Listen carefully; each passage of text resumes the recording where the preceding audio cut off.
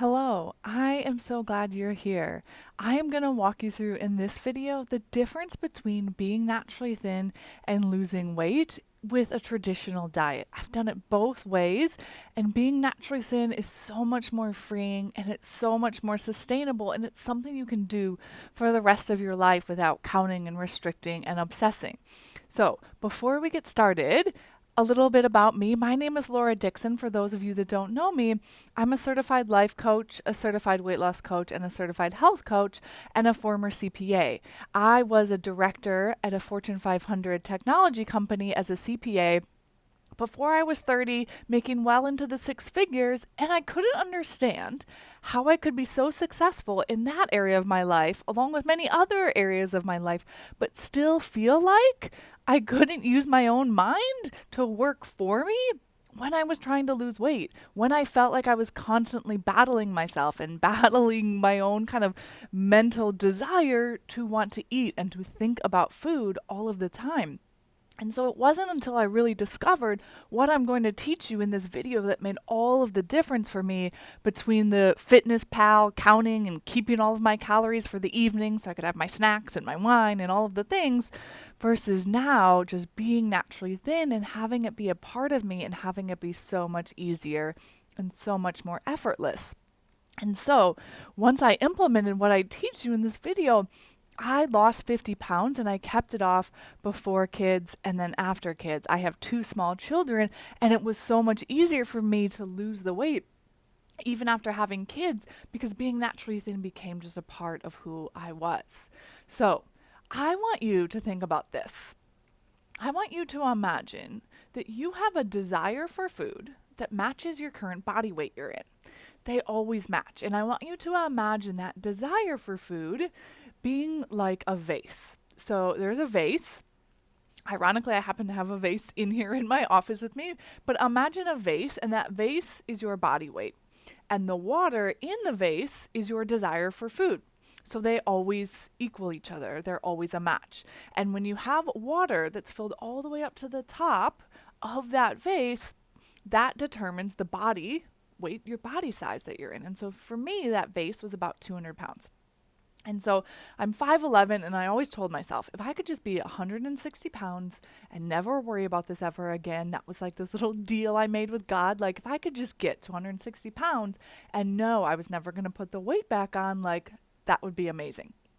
So then think about that vase for you. And then what we typically try to do when we're dieting is we take this vase, the body weight that we're in, and then we want a smaller vase. So we want a smaller body weight. We want to lose weight, but we don't actually do anything with our desire for food.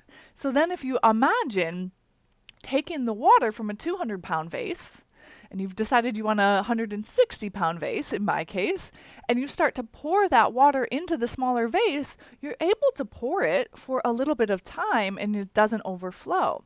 But what inevitably happens when you get to the end, and that's kind of when you start a diet, you might be able to make some progress. You might be able to, get some traction. You might be able to start to lose weight.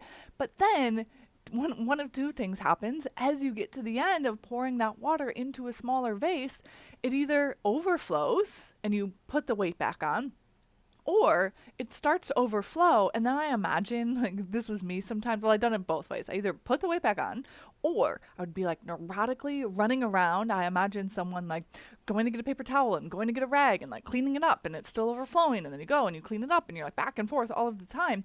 And that's like the meticulous obsession, calorie counting, extreme exercise, craziness to keep the weight off. So if those are your only two options, either put the weight back on or turn into a crazy person trying to keep the weight off, for me, I was like, that's just a no. There has to be another way. And there is. The way to actually lose weight and keep it off for the rest of your life, and that really is, to me, being naturally thin, is to reduce your desire for food. Not to reduce it completely so you don't enjoy eating, but to enjoy food, but enjoy it the perfect amount for your ideal body weight. So you can go throughout your day allowing yourself to get hungry, satisfying your hunger, enjoying the food that you're eating, not eating chicken breasts and steamed broccoli all of the time, but actually genuinely enjoying your food and then moving on. And just not having it be this all consuming, really heavy, draining, exhausting, kind of all encompassing thing that your mind is focusing on. And that can only happen when your desire for food matches your ideal body weight. Because then, if you, in my kind of situation when I was talking about my ideal weight, then when I had a 160-pound vase, it still filled all the way up to the top with water. So you don't feel deprived, you don't feel restricted, you don't feel any of those things that you feel on a diet, because you still are really enjoying your food and you're really enjoying being at the weight you are. You're enjoying all of it. It doesn't have this really kind of white knuckle sense to it. And then the fascinating thing that happened for me is that I think I only chose 160 pounds because that is what I knew I could get to without feeling like the crazy person running and trying to like plan and prep and like restrict my calories to the nth degree. But what actually happened when I reduced and found the perfect amount of desire for my ideal body weight, not only did I get to 160 pounds, but then I lost 20 more pounds. So I'm 5'11", I'm 140 pounds, and it's easy and it's effortless. And so there are 3 things I'm going to walk you through that you need to understand in order to get the desire for food that matches your ideal body weight.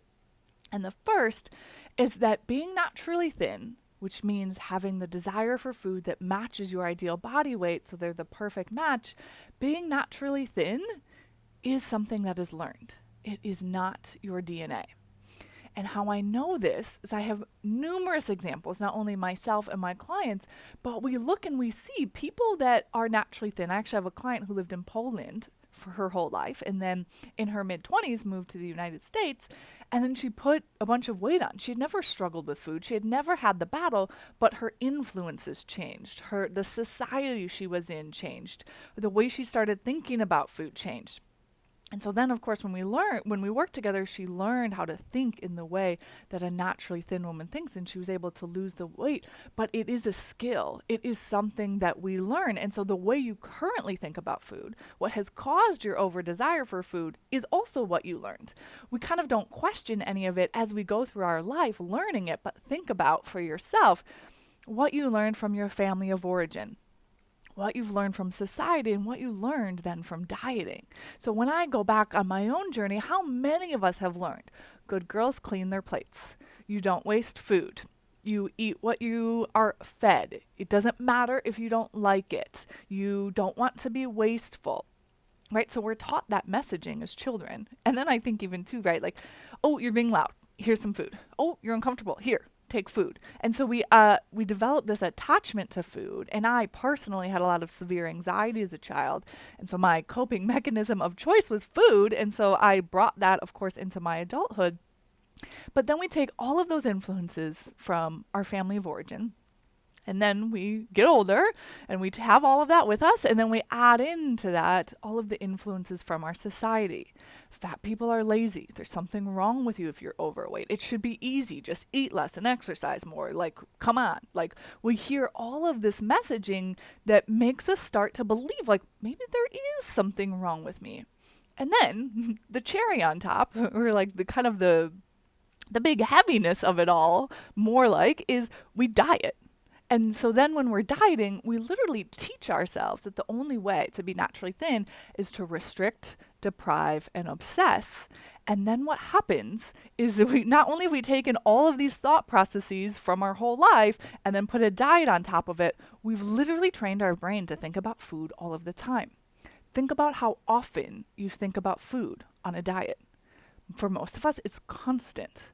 And I imagine, think about a child playing, and my son is 3 right now, and he has his favorite truck. And if he's not playing with his truck, and he's playing over here doing something else, and I tell him, hey, Ben, you can't play with that truck, his brain immediately is like, what? I want my truck, I want my truck, I want my truck. It becomes so obsessed with it. And so the same thing actually happens with our adult brain when we're dieting. When we're dieting, our brain is fearing that something is being taken away from it, and so it loops and loops and loops, and it becomes so obsessed. That's why it feels harder every single time you try to diet. That's why something that may have worked for you 5 years ago, you go back to it to try to lose weight again, and it doesn't work. So being naturally thin is something that you learn. It is a skill. The second thing is that the way you see yourself in other areas of your life, you kind of unbeknownst to you, are using that against yourself.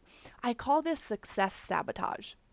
So for those of us that are successful in other areas of our life, we are an amazing mother, we have an amazing career, we have amazing relationships, we're able to create a lot of money in our lives, and we're able to put out so much value into the world that we look at all of these things we're capable of doing. Like, I used to look at myself and be like, listen, I have kids.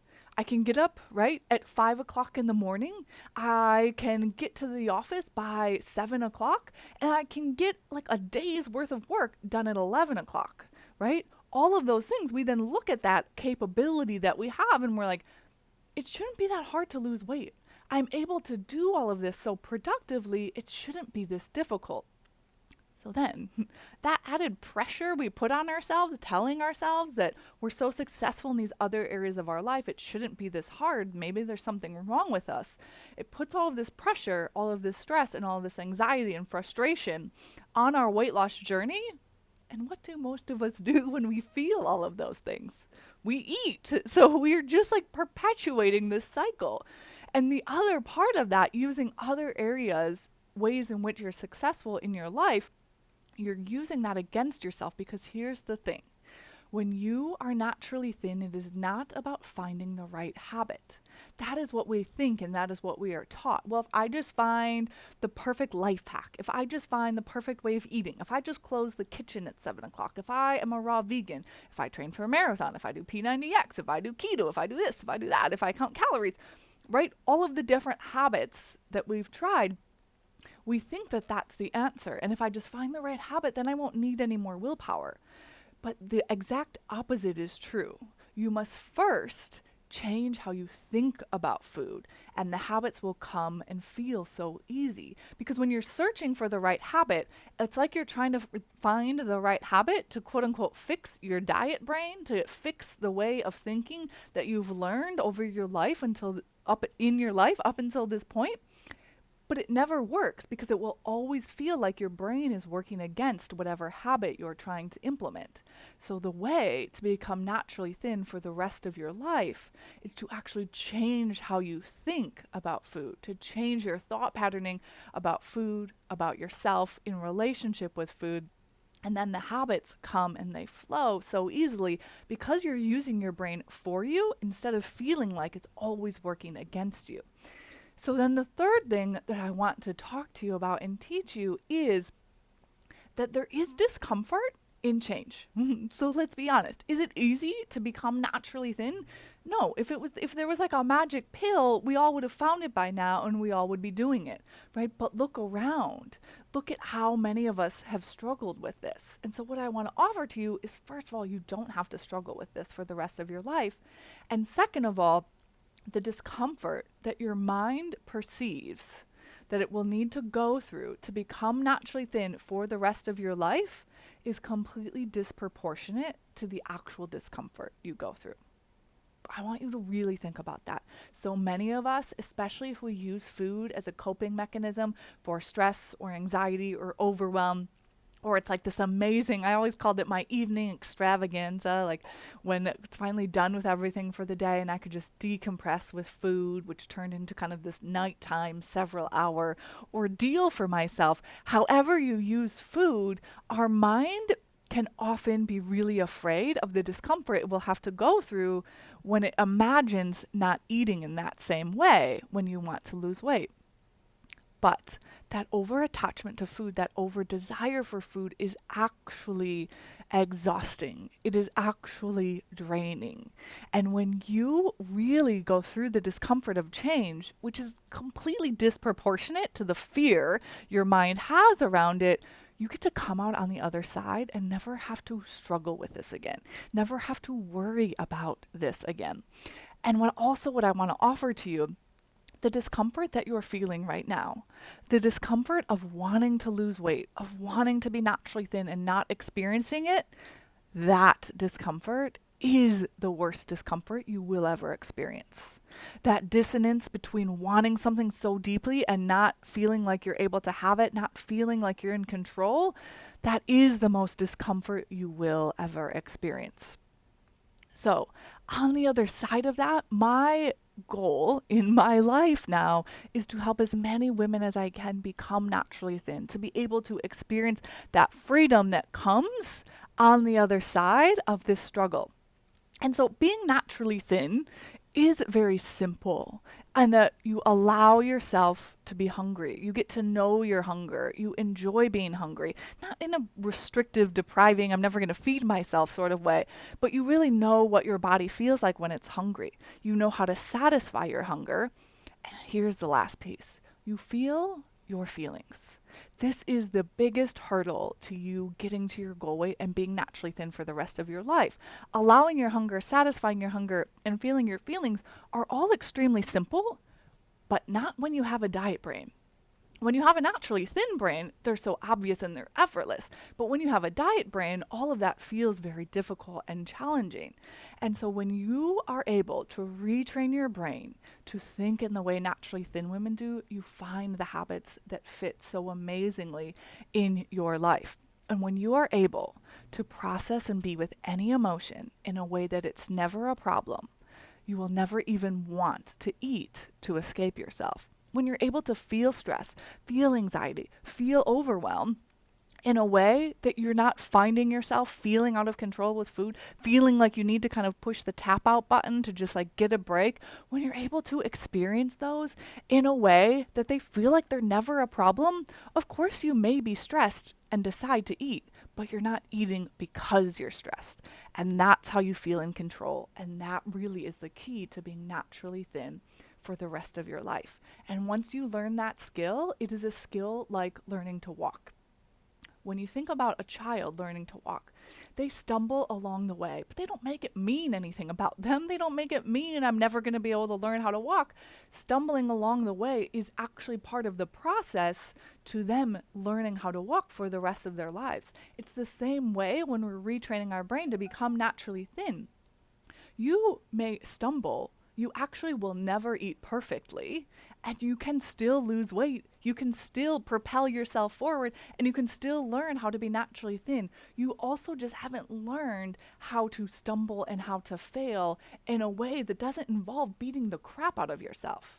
And so when you take that and you're able to then learn that skill to become naturally thin for the rest of your life, and like learning how to walk, once you know how to walk, you just walk. Like that is where the freedom is. You just do it. It's no longer something that you have to think about how to put this foot in front of that foot and like what muscles to use, right? You don't worry about any of that. You just walk. And it's the exact same when you learn how to be naturally thin. And so my goal is to help you be naturally thin, to experience the freedom on the other side of the struggle. So below this video, there is a button where you can apply to have a live call with me. So I only take a very limited number of these calls every week, and here's what happens on that call. So this call is a live call where we talk for an hour, and I really understand exactly how you're struggling in your life. I take you through my before and after process and understand really where you are.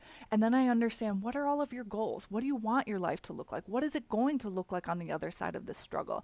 And then I will walk you through what I see for you based on that conversation that I believe is keeping you stuck.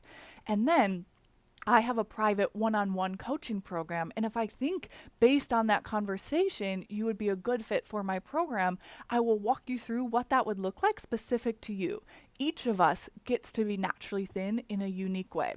There are similar tools that I teach every single one of my clients, but we all apply them in different ways because we all have different minds and we all have different lives.